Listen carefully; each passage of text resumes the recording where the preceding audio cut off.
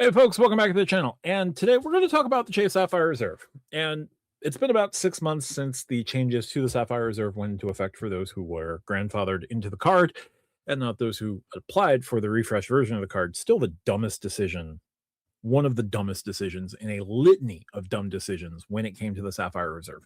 And I can rehash all of those decisions as well. Like the dining credit is still a bit of a problem. It's not going to be up to snuff against the Resi credit, possibly in my lifetime. It feels right now, just the disparity of them. And with Resi adding talk, it's going to be 25,000 restaurants versus 400. Chase, you got a ways to go. The changes that they made to the card overall, not the best, not the worst. I'm still waiting to see what other changes there are. But 6 months later, is it as bad as we thought? Now, they've made some positive changes. They made the edit credit able to be used on two separate reservations, not tied to first half of the year, second half of the year. That was a great change. They added the select hotel credit, which I hope is going to become a permanent credit, but a rotating list of select hotels. So this year is IHG and Virgin and Pendry and Minor and all of those. And then hopefully next year it's another set of partners. So like maybe Hyatt and other portions of GHA, or GHA as an entire brand, Journey Rewards hotels or something like that. Like hopefully that 250 credit stays around. It just becomes another set of hotels.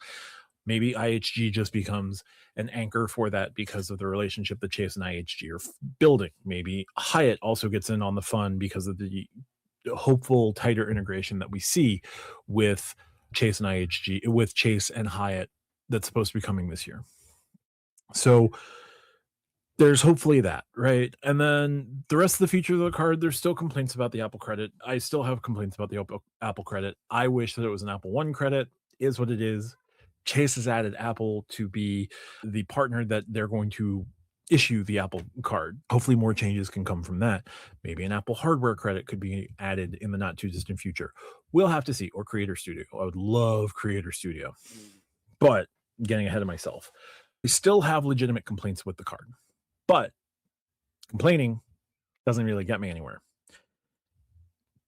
But something that I said back when the refresh happened, and something that still holds true today, is the Sapphire Reserve is still the best small family travel credit card in the game. Now, the Bilt Palladium card could potentially come head to head with it. It's $300 cheaper on the annual fee. It's just a flat 2x everything card.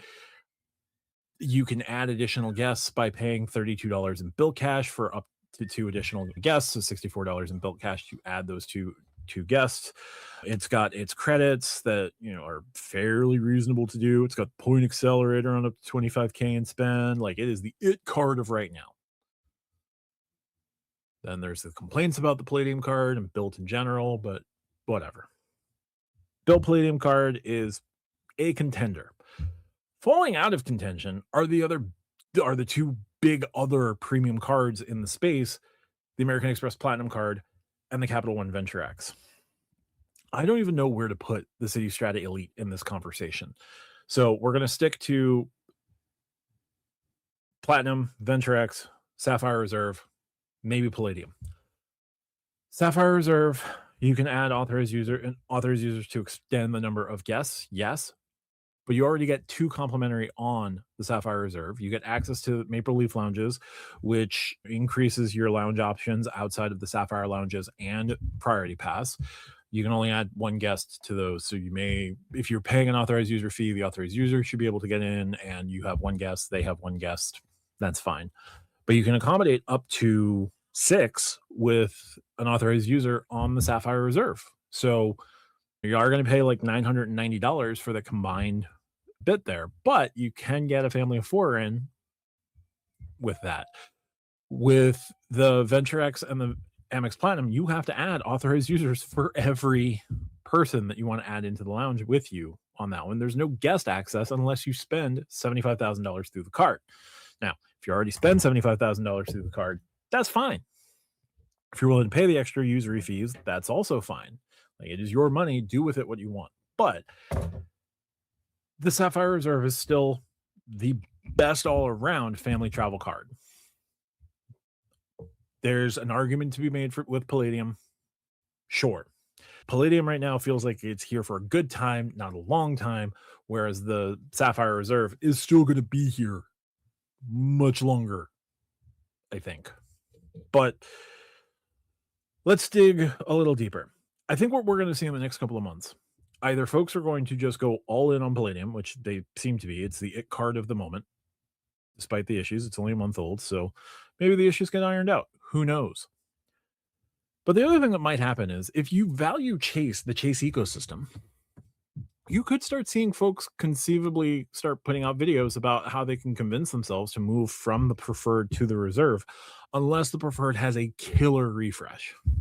Short of a killer refresh with the preferred, you're going to probably start seeing videos about how the reserve still makes sense in 2026. I do think that it makes sense in 2026. You've got, as I said, it's a great family travel credit card. It's got really good travel insurances when you need to use the insurance, and as long as you follow the letter of the law of the insurance to a T, right? As long as you're able to get that insurance to work for you, that's great. It comes with hotel status. It's IHG Platinum right now. We could see another status added to the card in the not too distant future. That could be beneficial. You've got the edit, which can still guarantee at least 1.67 cent per point value. That is higher than any other travel portal in the game. Bilt is a 1.25 fixed, even with its 495 card. They didn't add any extra value into their travel portal. And yes, the edit may be overpriced. Chase Travel may be overpriced, but you're still able to get 1.67 as a floor with point boost. You can get up to 2, which if you get it, great, but that's not the point. I think there's still plenty of value to be had, especially if they keep that select hotel credit around, right? If you're able to use even using one half of the edit and select hotels, that stacks on the same reservation. And if you have your $300 travel credit, that stacks on the same reservation. So that can be $500 between the first 2 credits, and if there's $300 on the Chase travel credit, any $800 stay hotel that's 2 nights and uses the select stay credit, the edit credit, and the travel portal, you've already hit the annual fee, and everything after that is gravy.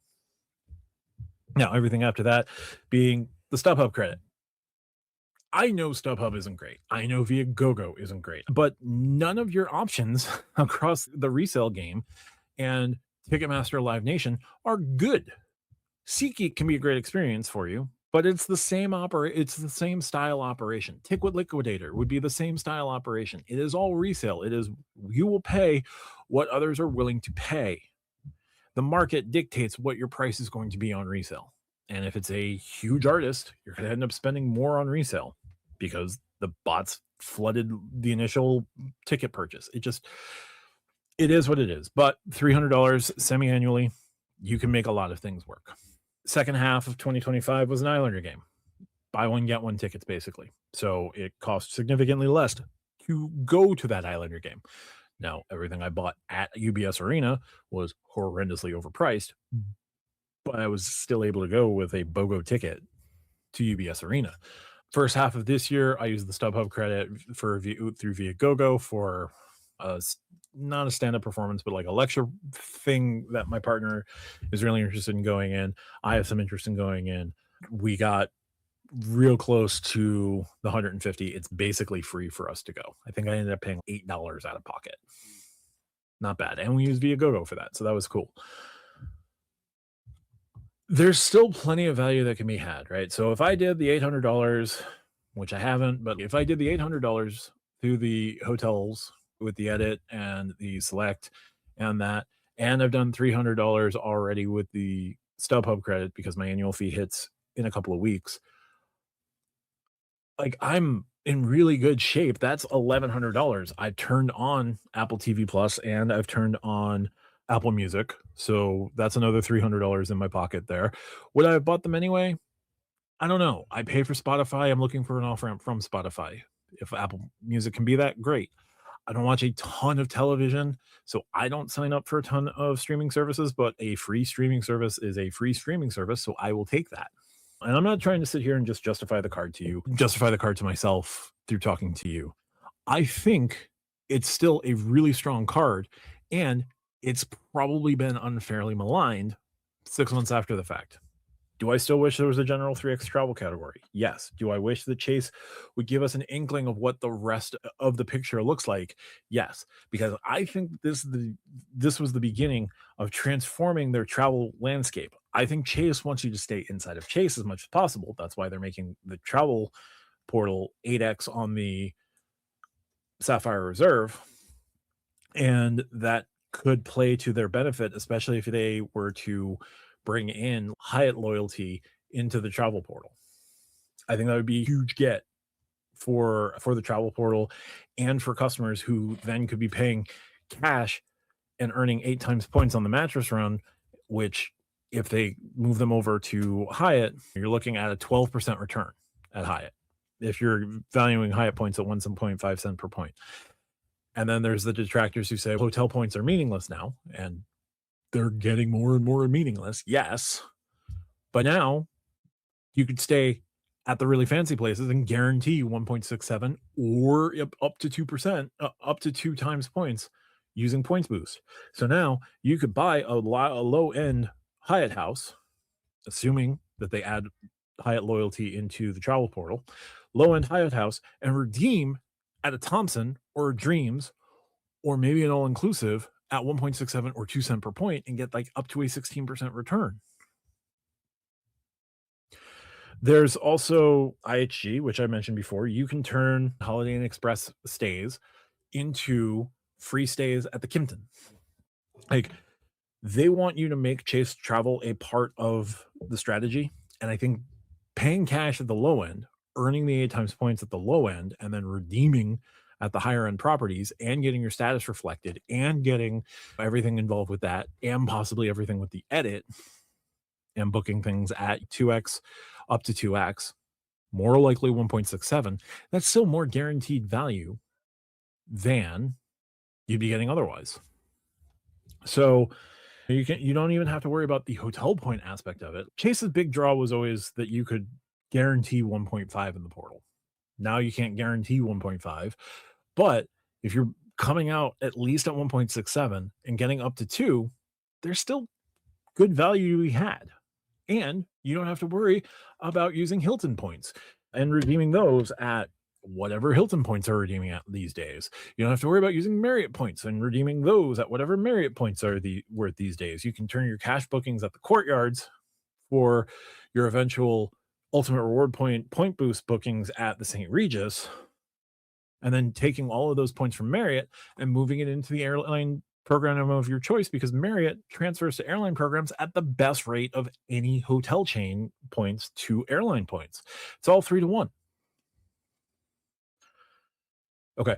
Accor actually transfers at the best rate, but Accor isn't a transfer partner with Marriott. I think they're going to add Wyndham into the same process. So overall, is it the best card around? No. I think, though, you're going to start seeing folks being able to rationalize and justify and try to spin to you, because they're going to need 15,000 UR points a pop on signing up for the Sapphire Reserve. And now that you can sign up for 2 Sapphires and get welcome offers on both at least once, those who have always had the Sapphire Preferred are still able to get the Sapphire Reserve. Those who have only ever had the Sapphire Reserve may be able to sign up for the Sapphire Preferred, maybe once in a lifetime, but whatever. I think you're going to see folks starting to change their mind very publicly about the Sapphire Reserve in the not too distant future. And I think we were just quick to judge compared to all of the credits on the Amex Platinum. The Amex Platinum credits are great. What happens after you exhaust your Amex Platinum credits? You earn 5 times points on airlines booked directly with cash, but the whole point of this is try to avoid doing that. And you earn 5 times points on hotels that you book through their portal. And unless you're doing FHR or the hotel collection, you're not always going to be able to guarantee that your status will be reflected generally. Now, I do think that there's carve outs for Hiltons and Marriotts, but then you got to pay through the portal to generate your points, or you've got to worry, or you've got to find that next welcome offer, or you got to spend a lot through Rakuten. I don't know. Whereas the Sapphire Reserve can still be used on booking travel, booking dining, and works in cahoots with the other cards. Now you can obviously have the green and the gold to supplement your point building Amex, but that just adds more annual fees. Whereas with Chase, you do have a few no annual fee options across the board.